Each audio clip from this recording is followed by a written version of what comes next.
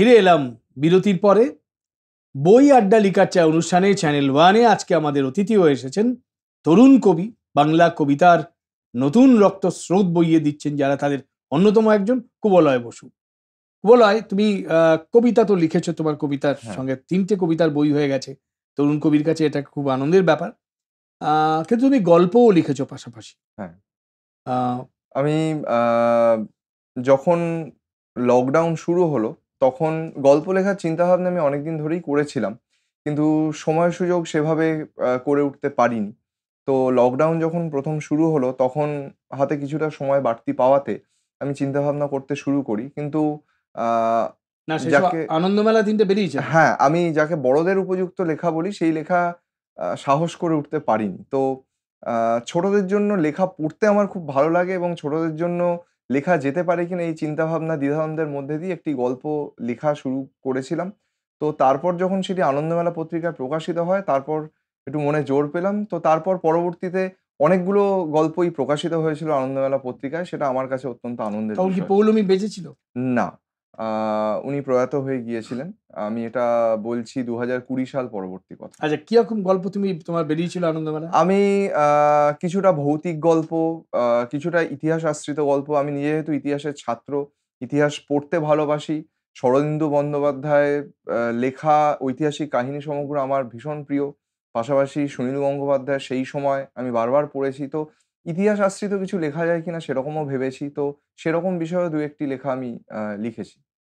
আনন্দমেলায় সেসব আনন্দ বেরিয়েছে মেলাতেই, ছোটদের। ছোটদের জন্য। তা তাকে কি সদাশিবের প্রভাব আছে নাকি? না, আমি চেষ্টা করেছি আমি ইতিহাস পড়তে গিয়ে কিরকম এবং কি বিষয়টা শুনি? হ্যাঁ। হ্যাঁ, আমি ইতিহাস পড়তে গিয়ে এবং পড়াতে গিয়েও দেখেছি যে ইতিহাস পড়তে আ খুব একটা ইচ্ছা হয় না ছাত্রছাত্রীদের। অনীহা কোথাও একটা জাগে। তো একটা গল্পের মাধ্যমে ইতিহাসকে যদি বলে দেওয়া যায়, যাতে একটু উৎসাহ বোধ করা যায়, সেক্ষেত্রে আমি একটি গল্প আমার খুব নিজেরও পছন্দের লিখে খুব তৃপ্তি পেয়েছিলাম, নীল বিদ্রোহকে কেন্দ্র করে। তো নীল বিদ্রোহের আবহে নীল বিদ্রোহ কিভাবে শুরু হলো, তার সঙ্গে এখনকার একটি ছেলে, তার যোগাযোগ কিভাবে, এই জিনিসটাকে নিয়ে আমি একটি সেটা কি গল্প কোনো কিছু খুঁজতে খুঁজতে নীল না, কুঠিতে গিয়ে সে পড়ছে? তার মামাবাড়িতে গিয়েছিল যেটা কিনা আ নীল বিদ্রোহের একটি অন্যতম প্রধান কেন্দ্র ছিল। তো সেইখানে গিয়ে সে পুরনো সেই ঘটনাগুলো সে চোখের সামনে দেখতে পাচ্ছে। একটু অন্য ধরনের আবহ তৈরি করার চেষ্টা করেছিলেন। এবার তারপর সে যখন আবার পরের দিন তার দাদুর কাছে জিজ্ঞেস করে যে, "এরকমটা আমি রাত্রিবেলা আগের দিন চোখের সামনে ঘটতে দেখলাম।" তখন তার দাদু তাকে জানালেন যে, "আমাদের এই গ্রামটা নীল বিদ্রোহের কেন্দ্র ছিল এবং তুমি যা ঘটেছো বা যা ঘটেছে এগুলো এইভাবেই হয়েছিল সে কি নীল বিদ্রোহের ভৌতিক, তার সূত্রপাত।" মানে তার মানে সব কিছুটা ভৌতিক মরে কিন্তু যাওয়া সাহেব ভূতেরা ফিরে না এসেছে, সেরকম ঠিক অত্যাচারিত ব্যাপার নয়। চাষী ভূত ফিরে এসেছে? অত্যাচারী চাষী ভূত ভূত বলতে আমি একটু অনীহা প্রকাশ করব। কারণ হ্যাঁ, ভৌতিক তো বটেই কিন্তু সেই যে নীল বিদ্রোহের আগুন জ্বলে উঠেছিল এবং নীল বিদ্রোহ কিভাবে ঘটেছিল ব্রিটিশরা আ না, সে তো চাষীদের বটেই, অত্যাচার সেটা তুমি করছে দিয়েছিলে, এই হ্যাঁ। জিনিসগুলোকে তুলে আনার চেষ্টা না, করেছিলাম। এটা তো গল্পের মধ্যে তোমার প্রবন্ধের অংশ অবশ্যই, হয়ে যাচ্ছে, অবশ্যই। কিন্তু তুমি মানে হ্যাঁ, গল্পটাকে সেই বেঁধেছিলে কি করে? ছেলেটা হ্যাঁ, বললো দাদুকে, দাদু বলল হ্যাঁ হ্যাঁ, এই এসব এখানে ঘটনা ঘটেছে ঘটেছিল ঘটেছে যেটা তুমি চোখের সামনে তো দেখেছিলে। সেই ঘটনার আজকে ছেলেটা দেখলো কি করে? আজকে ছেলেটা দেখেছে যে রাত্রিবেলা তার ঘুম ভেঙে যাওয়াতে সে দেখছে যে সকালবেলা যেরকম বাড়িঘরদোর দেখেছিলাম এখন তো রাত্রিবেলা সেরকম বাড়িঘরদোর মনে হচ্ছে এটা না। কি ছেলেটা কল্পনায় কল্পনা ঠিক বলেছে? নয়। আমি বলব যে সে হয়তো সেই ঘটনার মধ্যে গিয়ে পড়েছিল এবং এটা প্রায় দিনই হয়ে থাকে, প্রায় সময়ই হয়ে থাকে। এরকম একটা পরিস্থিতির সামনে গিয়ে সে পড়েছিল। সে পরে জানতে পারে তার পরিবারের অনেকেই এই ধরনের জিনিসগুলো তুমি কি ভূতে প্রত্যক্ষ বিশ্বাস করেছে। করো? ভূত তো দেখিনি, ভূতে বিশ্বাস করি বলাটা খুব কঠিন কাজ। তবে বিভিন্ন বইপত্র পড়েছি। অনেকেই বলেছেন যে হ্যাঁ, এটা আছে। সিনেমাও প্রচুর হয়েছে তা নিয়ে। তো নিশ্চয়ই এরকম কোনো শক্তি বা এরকম কিছু হয়তো কাজ করতে পারে। আমি দেখিনি বলেই তার অস্তিত্ব নেই এটা বলাটা খুব আমি একজন অন্যায় হবে। তরুণ গল্প লেখককে জিজ্ঞেস করেছিলাম যে আপনি কি ভূতে বিশ্বাস করেন? তিনি উত্তর দিয়েছিলেন, ভূতে বিশ্বাস করি না, কিন্তু ভূতের গল্পে বিশ্বাস করি। আমি ভূতের গল্পে ভীষণভাবে বিশ্বাস করি। কারণ পড়তে ভীষণ ভালো লাগে। বিশেষ করে শীর্ষেন্দু মুখোপাধ্যায়ের ভূতকে আমি অত্যন্ত পছন্দ করি। কারণ তোমার ভূতেরাও কিরকম মজার হবে যদি কখনো লেখো? সেরকম কোনো ভাবিনি। কারণ শীর্ষেন্দু মুখোপাধ্যায় যে জায়গাটা তৈরি করে দিয়ে গেছেন তাকে অতিক্রম করা খুব কঠিন হবে। লিখতে গেলে সেই ছায়া এসে পড়বে। তো সেদিকটা ভাবিনি সেই কারণে। আচ্ছা, তোমরা এই যে এত তরুণ ছেলে, তোমরা এত প্রেম করো, এই আজকের দিনে এত প্রেম তৈরি হয়, এত ব্রেকআপ হয় প্রতি মুহূর্তে, আর তুমি প্রেমের কবিতা লেখো না? খুব ভেবেচিন্তে লিখেছি বা সেইভাবেই লিখতে শুরু করব তা হয়তো নয়। কিন্তু লিখতে গিয়ে মনে হয়েছে এটা সেই দিকে নিয়ে গেলে হয়তো কিছুটা অন্যরকমভাবে আ চলে আসতে পারে। তো সেই দিক থেকেও কিছু লেখা তো নিশ্চয়ই হয়েছে। দেখি একটা কবিতা শুনি। রাভি নদীর তীরে যে যুবকটি আনমনা বসে আছে, ঘাস কাটছে দাঁতে, তার চোখে সমুদ্র ভাসছে। গত বসন্তে বাণিজ্যে গিয়েছিল সে। অচেনা নগরীতে মন ছুঁয়ে গেছে এক মায়াবী যুবতী। 1 মাসে আলাপ বেড়েছে ইঙ্গিতে, যুবকটি আদরের নাম পেয়েছে।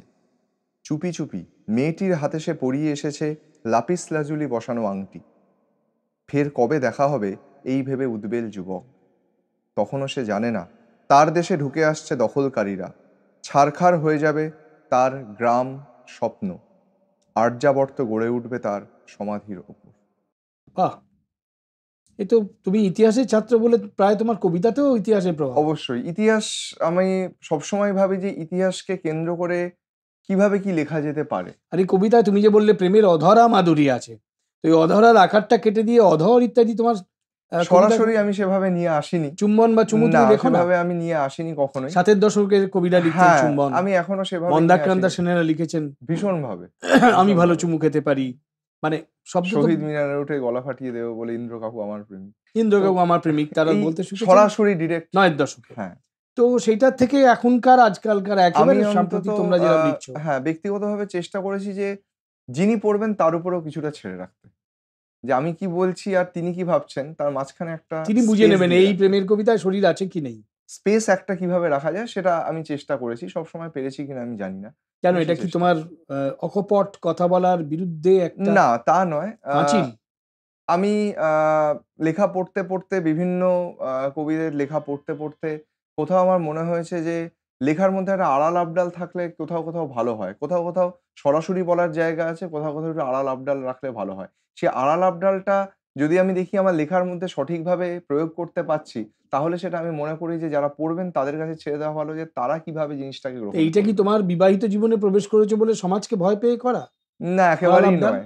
কারণ সাংসারিক জীবন, বিবাহিত জীবন একদিকে আর আমার ব্যক্তিগত জীবন আরেকদিকে। নিজেকে উন্মুক্ত করতে চাও না লেখায়? হ্যাঁ, ১০০ বার। ভীষণভাবে চাই।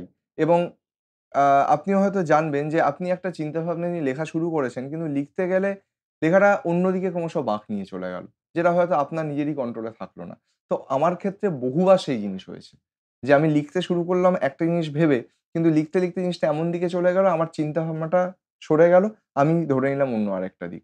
তো সেরকমও বহুবার হয়েছে বলে আপনি যেটাকে বলছেন প্রেমের কবিতা, সেইটা লিখতে গিয়েও আমি সরে গেছি অনেক ক্ষেত্রে। আর এই প্রতিবাদ, এই সমাজে এত অসঙ্গতি, এত কিছু না পাওয়া, এত অত্যাচার, নিষ্পেষণ, সেগুলো তো থাকবেই। সেগুলো কোথাও, কোথাও কোনো না কোনোভাবে হয়তো উঠে আসে। তুমি কি মনে করো কবিতায় এর প্রতিবাদ হওয়া উচিত? নিশ্চয়ই উচিত। কারণ আ কবি সাহিত্যিকরা আমরা আ বা দার্শনিকরা ফরাসি বিপ্লব যদি ধরি বা সেখান থেকে শুরু করে তাদের ভূমিকা সবসময় গুরুত্বপূর্ণ হয়ে উঠেছে। তো সেক্ষেত্রে আ যারা প্রকৃত কবি বা সাহিত্যিক তাদের একটা ভূমিকা ডেফিনিটলি থাকবে। অবশ্যই থাকা উচিত বলে আমি অন্তত মনে করি। আমি ব্যক্তিগতভাবে পেরেছি কিনা আমি জানি না। কিন্তু যারা এতদিন ধরে যাদের লেখা আমরা পড়ে এসেছি তাদের অনেকের মধ্যে সেই প্রতিবাদের জায়গা নীরেন্দ্রনাথ চক্রবর্তী থেকে শুরু করে অনেকের মধ্যেই সেই লেখা আমরা বারে, বারে পেয়েছি। বেশ, প্রতিবাদের লেখাও লিখতে চান আজকের দিনের তরুণ। এরকমই আকর্ষণীয় আরো অনেক কথা বাকি রয়ে গেছে। কেউ যাবেন না, ফিরে আসছে একটা ছোট্ট বিরতির পরেই।